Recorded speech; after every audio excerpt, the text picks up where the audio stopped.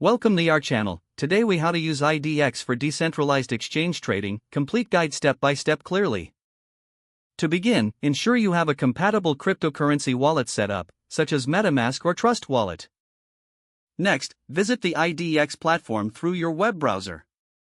Once on the IDEX homepage, connect your wallet by clicking the Connect button. Select your wallet type from the list and follow the prompts to authorize the connection. After your wallet is connected, take a moment to familiarize yourself with the user interface. You'll find the trading pairs listed prominently on the homepage. Choose the trading pair you are interested in by clicking on it. On the trading page, you will see the price chart and order book on the left. Below that, you have options to place different types of orders, such as market or limit orders. To create a market order, enter the amount of cryptocurrency you want to buy or sell. For limit orders, specify the price at which you want to execute the trade. Once you have entered your order details, review them carefully. When you're satisfied, click the Buy or Sell button as appropriate. This action will prompt a confirmation window where you can double-check your transaction. Confirm the transaction by clicking the confirmation button in the window.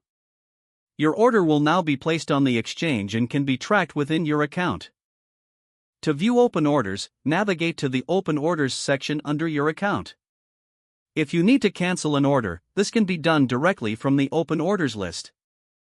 To withdraw assets after trading, go to the Withdrawal section of your account.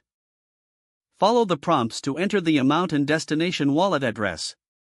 Finally, confirm the withdrawal to send your funds to your wallet securely. If the page does not load, refresh the browser or try again in a private or incognito window. Make sure you are using the correct email address, then retype it carefully to avoid small typos. If your password is not accepted, use the reset option and create a new strong password you can remember.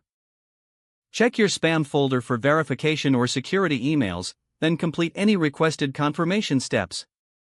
Enable two-factor authentication if available to improve account security and reduce unauthorized access risk. After signing in, review your profile details so your contact information and settings are accurate and current. If you see an error message, note it down and try again after restarting your device and internet connection. Don't forget to like this video and subscribe to our channel for more step-by-step tech guides.